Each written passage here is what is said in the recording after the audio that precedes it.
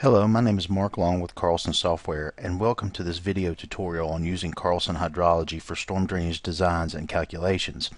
I'm going to show you through a series of short tutorials some real-life designs and how to use the Carlson hydrology module for your engineering needs.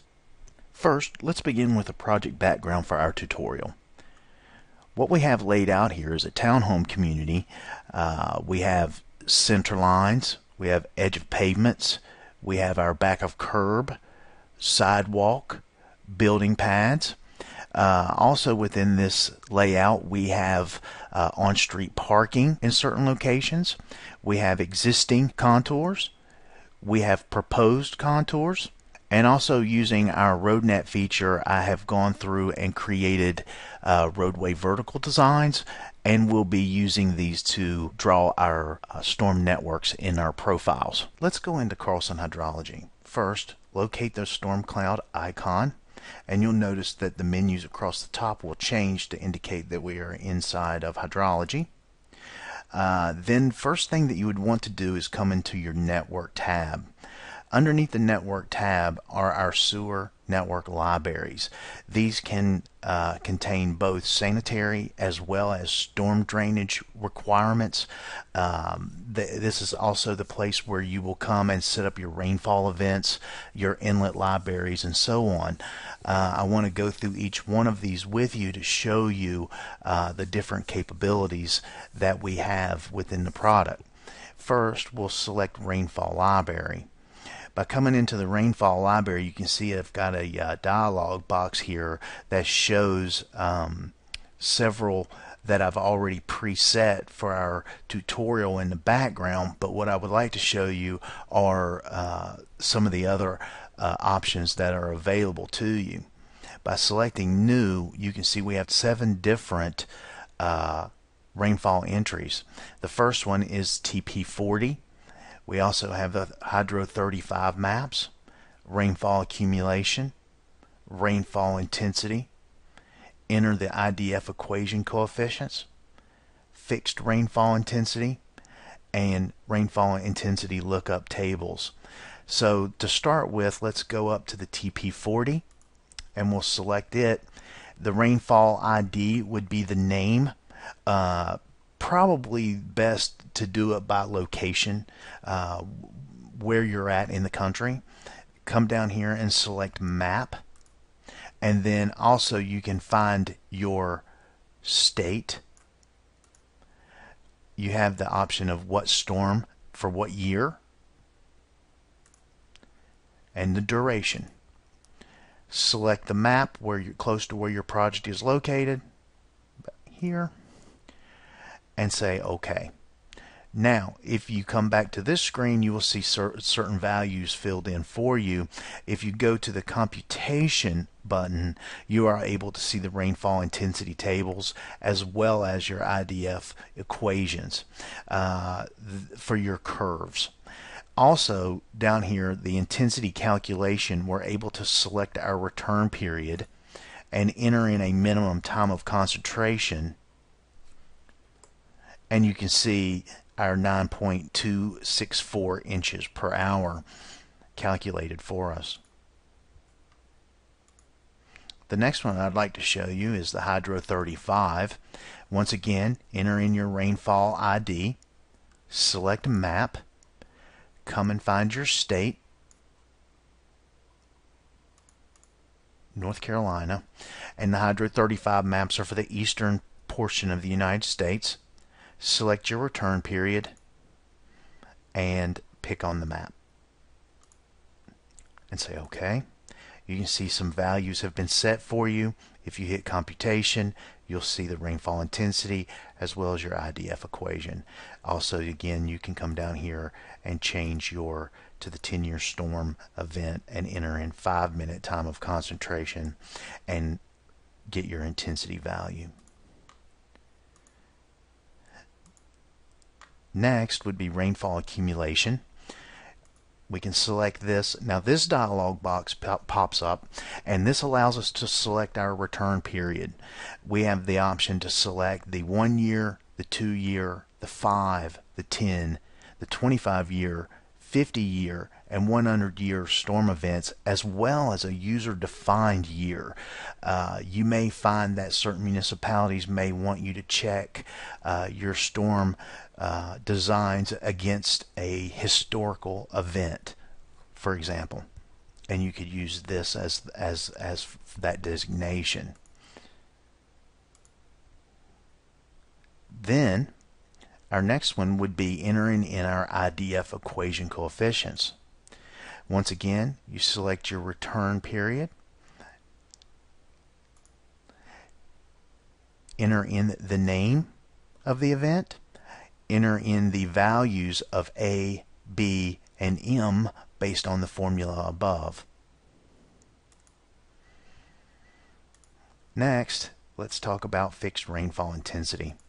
Fixed rainfall intensity, you will work with a rainfall ID, give it a name, and enter in the value for your inches per hour. Out here I have one of these set for our tutorial, and I will double click this and you can see rainfall ID, Wake County gutter spread, and I need to enter in my value here of 4 inches per hour. Next and lastly, I'd like to show you the rainfall intensity lookup table. Here, once again, select your return periods that you'd like to use in your design. Click OK. Name your storm. Add your durations. 5 minutes. Add a duration. Let's go with 2 hours. Okay? And you're able to input the data in rainfall intensities in the boxes, almost like an Excel spreadsheet format. Always remember, whenever you are working within Carlson software and you see the option to load and save, make sure you do so for your jurisdictions. You can see that each one of these is in Wake County, North Carolina, and I have them saved as Wake County, North Carolina in a folder somewhere else so that I can pull these up at a later date and use them again. Now let's take a look at our Inlet Library. Come to Network, come down to Libraries, Inlet Libraries, and now you can see that a dialog box pops up that gives a set of predefined that ships with the Carlson program. You are certainly able to use these and save these however you see fit, but I do want to show you how to create new ones. If we hit the New button, we'll open up the Edit Inlet dialog box, and you can see that we're going to give our inlet a name. We'll call it Catch Basin. Then what we would have to do is enter in the inlet type. Is it a grate? Is it curb? Is it slotted? Is it a combo grate and curb, or ditch? For this one, we'll select combo grade. Also below this, you would have to designate if you are in a sag condition or on grade condition with this inlet. Like I said in the beginning, you may end up creating multiples, one for sag and one for grade. Gutter width, we can enter in our gutter width and our gutter depression of, say, 2 inches.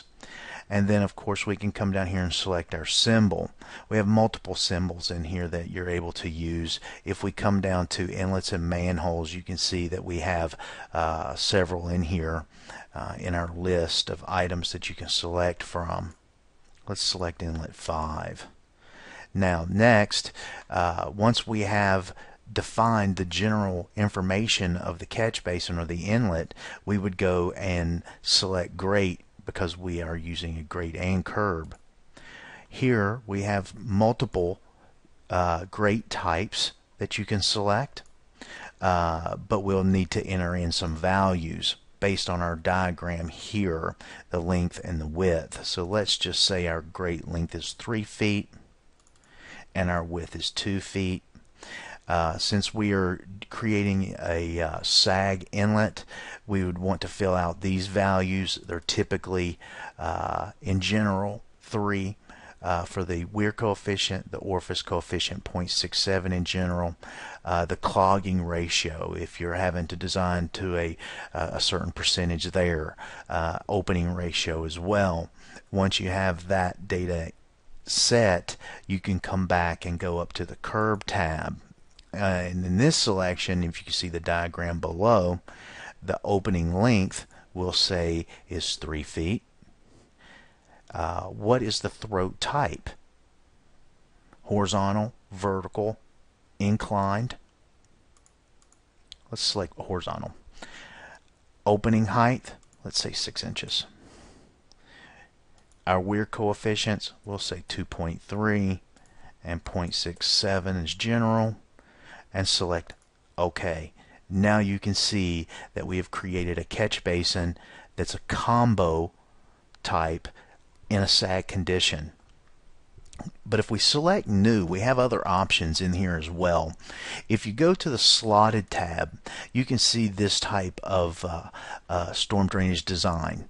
If you need ditches, we have ditches as well. If you go to the calculations tab, you're able to input the flow to inlet, the longitudinal slope, the pavement cross slope, Manning's End, or select it from the library, and then hit calculate, and you would get the output information below. Custom properties dialog box, I'll go over that in just one moment. The custom properties dialog box allows you to add information about the structure that we just created. We could enter in an ID and then give it a name, for example, maybe the manufacturer, the material, the cost, all kinds of parameters that you can in here associated with this structure. And then you would be able to select it in your custom properties box here. Let's take a look at our sewer structure library. Come to network, down to sewer network libraries, and sewer structure library. Within this dialog box, you can see certain predefined values that are shipped with the Carlson program. We have 4-foot, 5-foot, 6-foot diameter manholes. We have box structures as well. Certain predefined that I use in my design is a box structure 5x5. End walls, we have our flared in sections for 15-inch up through 48-inch. We have a few head walls in here and other items that you can use and select. Now, by double clicking on one of these, you're able to see the values and the parameters of each structure itself, and you can certainly edit these. The first thing that you see is the structure ID. I have a 4-foot diameter manhole.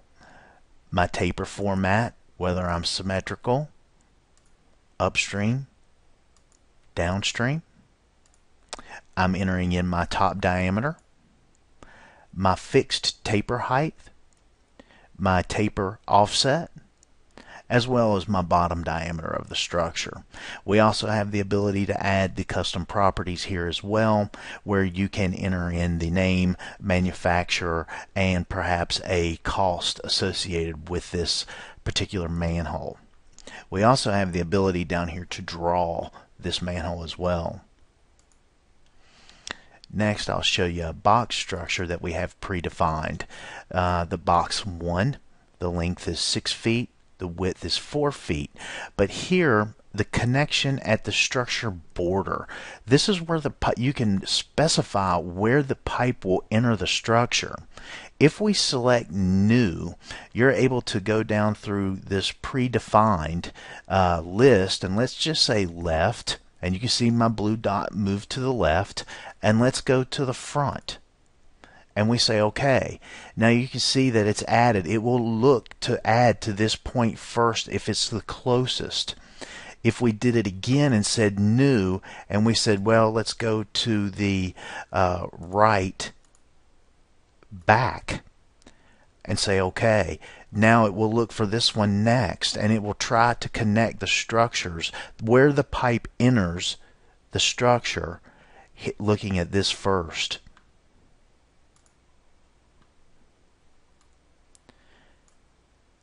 Now, let's say, for example, you'd like to do a new. You want to create your own. If you were looking and you click on the new box, you can see that we have the type of structure, and we'll start with an outfall.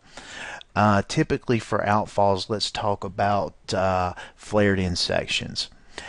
we wouldn't use this sort of head wall, end wall type of scenario. So we could select use funnel symbol, and you can see that the head wall, wing walls is grayed out, and we can come down here and enter in the values that I have showed you in just a few minutes ago.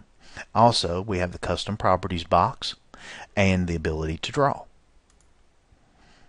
Let's say select new again. Let's go through a box structure. Once again, you have the ability to input the name, the length, the width. If you want to designate the connection of the structures at the border, you certainly can, and you can edit those and manipulate them however you want. You have custom properties. You can also draw. We select new again and we say circular structure. You can see we're going to input our parameters for our manhole or our circular structure that we have. And then our head wall inlet. Of course, this time this could work as either a head wall or an end wall. We don't want to use a funnel symbol because we do have head walls and we will have wings on this, and you can input the parameters whether or not you want them or not, and have your inlet loss coefficient as well, the ability to draw the actual head wall itself. Let's talk about pipe size libraries. Go back to network, come to sewer network libraries, pipe size libraries. The following dialog box opens and you are able to designate the selection type of circular box, horizontal ellipse, or vertical ellipse, but for this example I'm going to stick with circular. What you see here are the pipes in diameter in inches down this column. We're starting off with a 6-inch. Whether or not it will be available in your design. Certain pipes we might not want to use in our storm drainage design calculations or the hydrology program, in which case we can select and uncheck. As you see here, I don't use 6, 8, 12-inch pipes in design in North Carolina. We start with 15-inch. Other pipe sizes like the 21-inch, the 27-inch, and the 33-inch, I don't use those because they're not easily obtained through manufacturers. It's not a common type of pipe size, so I don't use them. Also notice that in the thickness column, I have basically entered in the thickness for the pipes, all based on the ASTM C76 RCP. Over here from this section to the end is where we can apply some pipe rules. Your minimum cover, 3 feet. Your maximum cover, 15 feet. This doesn't mean that you can't design over those, but what it does mean is that you are going to be notified by the program if you don't meet or you exceed these values. Your minimum slope, your maximum slope, your minimum velocity, and your maximum velocity. Once again, each one of these values is kind of a pipe rule that I'll talk about later in this tutorial, but you will be notified if your minimum velocity is not 2.5 feet per second to keep your pipe clean, or if your maximum velocity is over 20 feet per second. I want to be notified about it. Now, once again, we have our custom properties box here that you can assign data to each one of these. We also have the ability to load and save, and I do want to show you, because the Carlson software currently ships with the ASTM C76 pipe. You can see that I have input the data for the C76 RCP3 for wall A, wall B, C. We also have RCP4 and 5 and the walls associated with them. I also have one in here that is called the C76 wall B for pipe sizes 12 through 36 inch, and wall C for 42 through 108 inch diameter. This is the one that I typically use. It's kind of a hybrid, and you're more than welcome to use them if you like. They ship with the product. But that is pretty much how the pipe size library is done. The good thing about the thickness is the fact that we're working with an outside diameter of pipe instead of the inside diameter. This way you can see or draw the outside diameter of pipes in order to check, and you're checking your crossings with other utilities, sanitary or storm, and you're able to see them, and you're actually using the actual wall thickness associated with each to make sure that you maintain 18 inches of minimum separation or 2 foot of minimum separation. We also have down here show pipe thickness, show the minimum maximum cover and the slope and the velocity, which is in the pipe rules type stuff, and also show cradle if we would like to see that as well. Also remember, load and save if you decide to revise or if you add other pipes to your routine.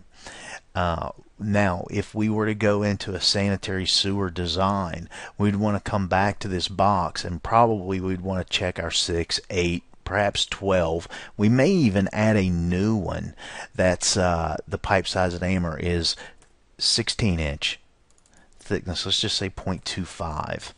And here you're able to input pipe rules and say OK.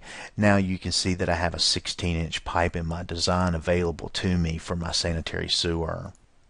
The next two items in the library I'd like to talk to you about are the pavement maintings in and the pipe maintings in. We'll start with the pavement maintings in first.